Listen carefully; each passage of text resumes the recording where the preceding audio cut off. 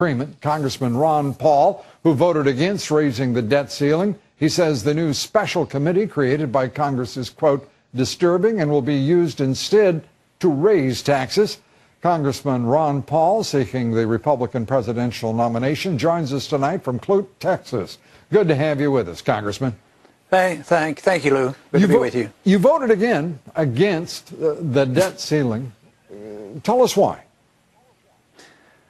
Mainly because I've never voted for any of the spending, essentially, over the many years I've been in Congress. And I believe that debt was going to be a problem many years ago, and debt is a problem. So you don't get out of the problem of having too much debt by allowing the Congress to spend a lot more and granting them another $2.4 trillion worth of debt. So it never made any sense to me to do it that way. It just digs the hole much deeper, and then it gets harder for us to get out. So it was a very easy vote for me, but it became much easier when I saw the vehicle they were using to create this super Congress. I mean, where in the world did that come from, and what is that going to lead to? That is monstrous. I mean, I kept looking and looking. I can't find any place in the Constitution where we have the authority to create such a creature as the super Congress.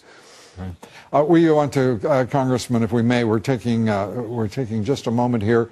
This is obviously President Obama stepping down from Air Force One, arriving in Chicago for what will be a birthday celebration tonight in his hometown. You see him there with Mayor Rahm Emanuel, his former chief of staff, as the president gets ready for what will be a very busy and apparently festive and likely lucrative evening of fundraising. Two fundraisers, one birthday bash. There is, as I said, the president and Mayor Emanuel in Chicago. Let's return to you, Congressman Paul. You're talking about the super committee. You know, I could never find anything in the Constitution that would satisfy, it seems to me, a reasonable man, namely myself, that there is any constitutional authority for fast-track authority for trade agreements. This super committee seems to be in that vein. How will you proceed? That is exactly right. It's creating committees to do the job and assume the responsibility that Congress should do it. And you're absolutely right on the trade agreements. You know, I happen to think that these trade agreements and giving this responsibility to the executive branch is absolutely wrong. But it's not in the only area. I think writing regulations is actually writing law. So I'm way back on what the executive branch should do. But now for the OMB, it looks to me like with this super Congress and committee that if we don't vote for what they recommend, OMB gets a lot of power, and that's part of the executive branch. And who knows? That's the area where I think that they may be raising revenues, closing loopholes. Who knows what they might be doing? But it is not a good sign for a constitutional government. And the Supreme Court has slapped down a lawsuit brought by states and environmental groups that sought to push powers over greenhouse emissions. And the opinion written by Justice Ginsburg made it very clear that the EPA is the source and force in establishing those regulations and enforcing them. A remarkable decision by the Supreme Court. What is your reaction?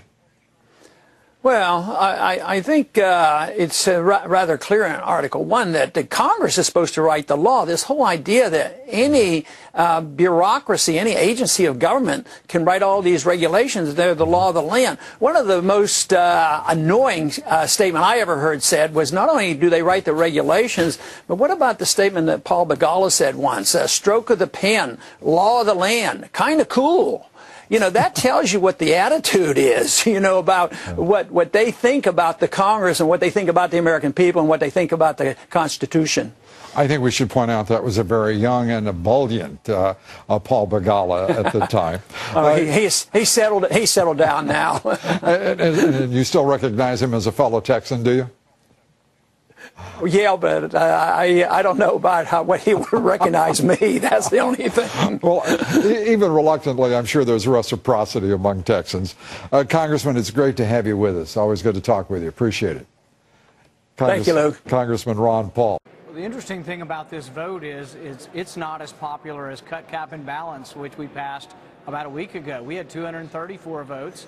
including Democrats and But most not of in the the Senate. Republicans. The Senate could never get the Yeah, opportunity. but this right? isn't the Senate either. So, I Right. mean, Will this that one- ever be given a shot in the What's Senate it- as what- part of this kumbaya kind of feeling? Go ahead and try it. Here's what I don't understand. They said cut, cap, and balance, which we passed 2 weeks ago, was dead on arrival.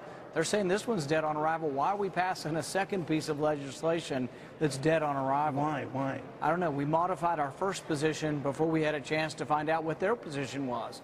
The only thing we know in the Senate is that the president's budget was introduced, all the Republicans voted against it, and all the Democrats voted against So where it. are we what going? are they for? You know, you're right here, but I'm telling my Reed senator, I know you're a freshman senator. I can't fathom how you guys operate. Yeah, I don't know either. It is the one thing the president got right the other night is it's dysfunctional. But what he gets wrong is we're not doing the people's business because we're not listening. The people. What do you think that people are saying? 75% of the people say that we should balance our budget. And he wants a balanced approach, but he sure doesn't want a But balanced he's turning budget. it around by saying if it means shutting down the government or risk a default, they don't want that. What do you say? Neither do we. I don't want default. I don't want the government to shut down, but I want the other side to behave responsibility. They haven't passed a budget in 2 years. They don't pass appropriations bills. They aren't doing their job. They're not even showing up for work and doing their job up here. Is it going to be tough to go back to Kentucky, though, Senator, in the event, let's say, the deadline isn't met, and Tuesday we're looking at least a partial government shutdown? Obviously, $172 billion a month in tax revenue still comes in. You could still pay some things. Obviously, bondholders, Social Security, Medicare recipients would be among the premier names, I guess. But how's that going to go down?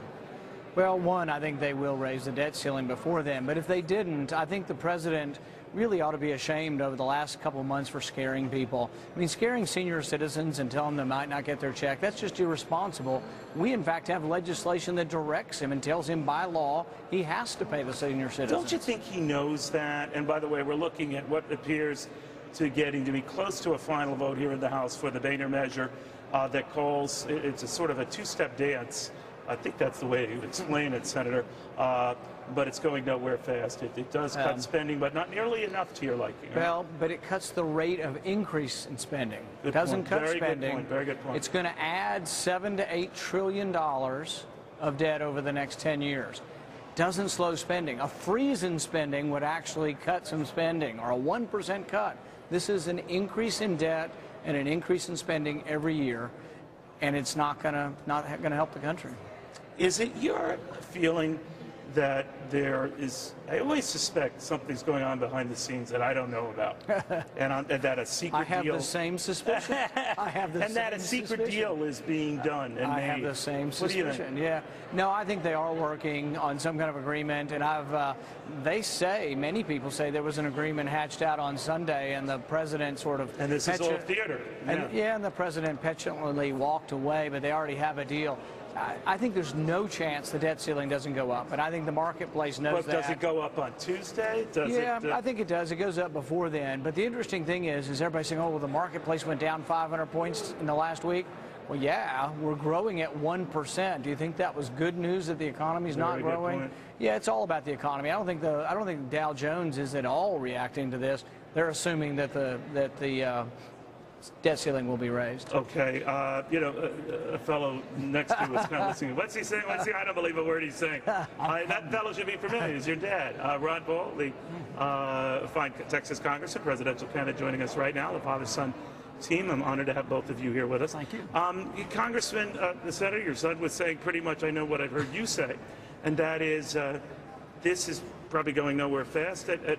But bottom line, both of these measures that are being contemplated, the Harry Reid measure, this measure, don't cut spending enough, don't get serious enough, and therein lies the problem. What do you say? Yeah, matter of fact, it doesn't really cut anything. I've just seen another report out that actually spending next year is going up $1 trillion. So that made me suggest maybe we ought to just freeze the budget. That would be a good way to shrink the budget too. So no, this doesn't touch the problem. And my argument has been that it's not a budgetary problem per se, it's a government philosophy problem. As long as we think that we can run this entitlement system as we have, and as long as we think we can police the world, this budget doesn't mean anything. But this barely touches entitlement itself. And Republicans, or Democrats I should say, were complaining more that it was actually onerous, and Nancy Pelosi saying that it could compromise life on this planet, as we know.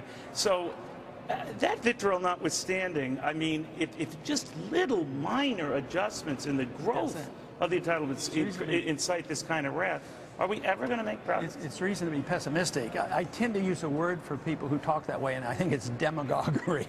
Because so you think Nancy Pelosi's demagogue? I think it's on both sides extremely, because it's power in politics, and it's partisanship that I don't enjoy at all, because I want to deal with the philosophy of government, what the role of government ought to be, and what the role of money should be. You know, that's where the real issue is, and it's not tinkering with the budget.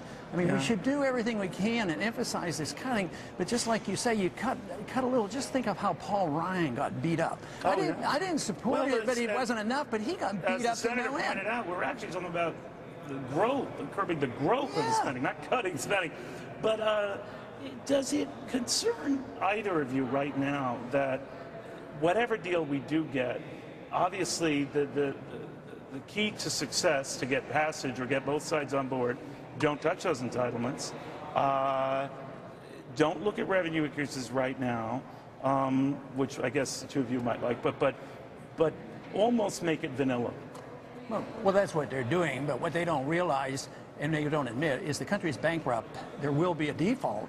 It won't be the kind that they're pretending they're worried about. So you think it's a default is happening? The default is current because people are getting less for their money, and that's how big governments and big countries default. The technical default is not making good on a payment. You think that's inevitable? Oh, well, yeah, and it's morally the same thing, and economically it can be much more damaging. No doubt. But do you think that by the way, this has officially passed to the House. I think I intimated as much, but it has officially passed to the House.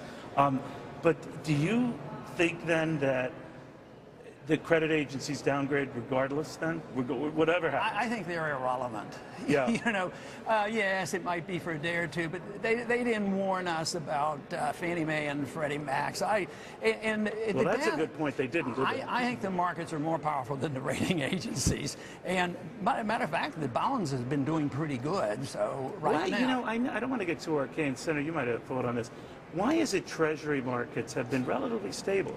You know, the yield is lower today on 2, 5, 10, and 30-year notes and bonds than it was yesterday.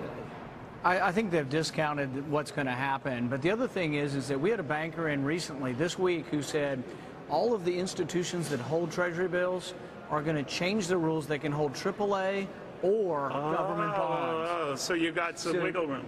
So what they're saying is when government bonds are junk, you'll still be able to hold them.